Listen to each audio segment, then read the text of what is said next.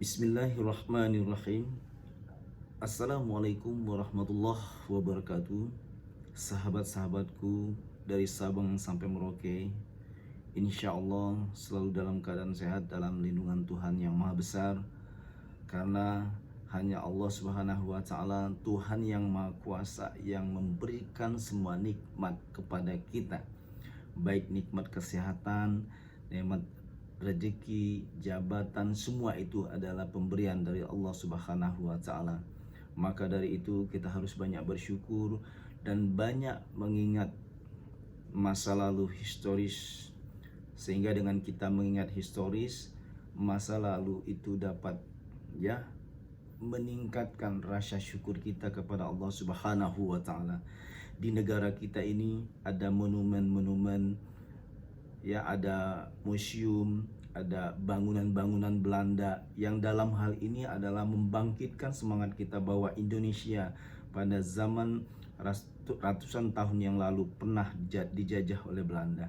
Nah, begini juga kita mengawal bagaimana perkembangan anak lanang kita, Farel Prayoga, yang pada saat ini jauh lebih baik dari masa-masa kecilnya. Masih bersama saya Asos Prof. Dr. Yulian Azhari, SOSI, SHMH, untuk mengajak kepada semua, marilah kita untuk sering-sering mengingat masa lalu, karena dengan kita mengingat historis akan membuahkan rasa syukur kita yang sangat luar biasa. Oh, bersyukur saya bisa hidup seperti sekarang ini. Dulu, gitu kan.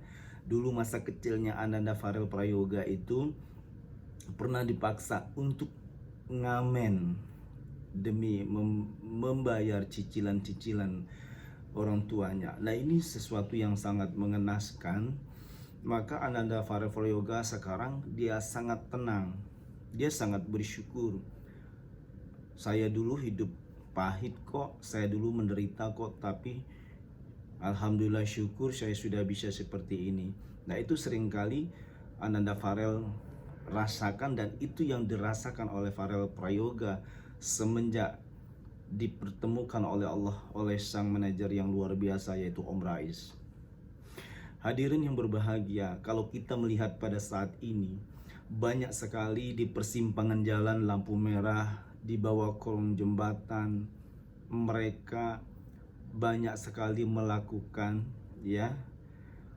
seperti memanfaatkan anak kecil atau eksploitasi anak, seperti yang di bawah kolong jembatan, di lampu merah. Mereka selalu ada yang menggendong bayi, terkadang itu anaknya sendiri ataupun anak orang lain yang dia sewa.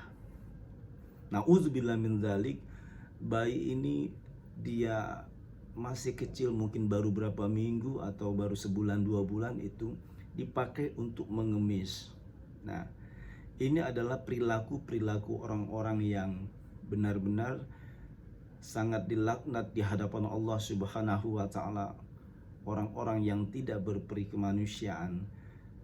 Nah, hal-hal ini jangan kita tiru dan kita harus mengawal, jangan sampai anak-anak kecil, generasi bayi kita, yaitu dimanfaatkan dengan jalan kriminal.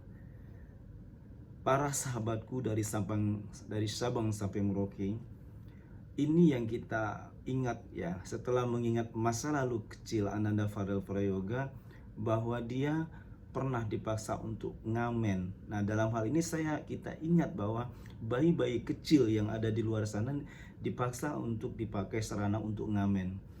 Nah, mari kita kawal sama-sama untuk mengamati, semoga hal ini jangan sampai terjadi.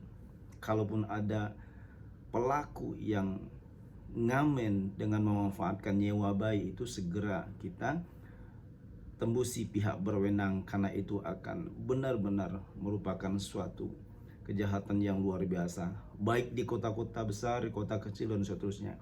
Kalau kita lewat kok ada bayinya segitu terus, nggak bertambah, nggak berkurang, ternyata itu bayinya ganti-ganti, bayinya itu sewa kemana-mana seperti itu. Nah, ini buat menginspirasi sebagai referensi bagi kita semua. Kita harus mengawasi hal-hal ini, di mana kejahatan-kejahatan di mana itu banyak sekali terjadi. Nah, dengan kisah Farel ini, beliau masa lalunya pernah melalui hal-hal seperti ini, dipaksa untuk mencari uang dan bahkan pernah tidak boleh pulang ke rumah dan seterusnya. Ini adalah kita dapatkan keterangan-keterangan dari berbagai macam podcast kiri kanan dan informasi-informasi dari beliau sendiri. Hal ini dapat menggugah hati kita bahwa kita harus memuliakan anak-anak Indonesia ini. Kita harus memuliakan generasi muda kita. Jangan sampai terjadi. Saya begitu menangis apabila melihat ada bayi merah yang mereka terjemur, mereka itu kedinginan, digendong, kalau dipakai untuk meminta-minta. Ya Allah, nauzubillah min zalik. Betapa menderitanya kehidupan bayi-bayi itu, yaitu yang kita temukan di jalanan sana. Nah, hal ini merupakan perhatian bagi kita semua agar untuk mengawal pembangunan mental bangsa, jangan sampai terjadi kejahatan-kejahatan eksploitasi anak yang ada di luar sana. Hadirin yang kami muliakan, para sahabat-sahabatku yang saya banggakan, yang saya cintai, mak-mak Falop di mana nih? Sehat semua ya mak-mak Falop. Bapak-bapak Falop juga semoga semua sehat. Insya Allah Ananda Farel semakin membaik kondisinya. Kita doakan terus. Kita lihat dia di berbagai macam podcast dan mengisi acara di televisi. Barakallah, sudah dalam keadaan ceria bersama sang manajer Om Rais dan dapat memberikan keterangan, memberikan ilmu, memberikan spirit dengan talenta yang dia miliki di media. Nah, ini langsung didengar oleh fans-fansnya ya, para penggemarnya, para netizen yang sangat merindukan kalau kehadiran Ananda Farel Prayoga ada di media. Nah, hal-hal seperti ini kita tidak boleh tinggal diam. Marilah kita berikan solusi yang membangun, mendoakan, mensupport semua anak bangsa, bukan hanya Ananda Farel Prayoga saja.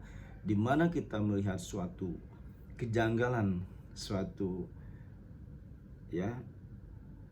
kesusahan yang dilanda atau yang dialami oleh anak bangsa, marilah kita support, kita berikan masukan yang baik-baik dan kita giring bagaimana kedepannya mereka bisa mengembangkan karir, mengembangkan sayapnya ke lebih bagus, ke titik puncak. Kita tidak pilih dari mana asalnya, budayanya, bahasanya dan seterusnya, bahkan agama apapun. Mari kita saling support untuk kemajuan negara kesatuan Republik Indonesia, karena mak-mak Falop, bapak-bapak Falop semua adalah pencinta, sangat mencintai generasi muda yang ada pada saat ini.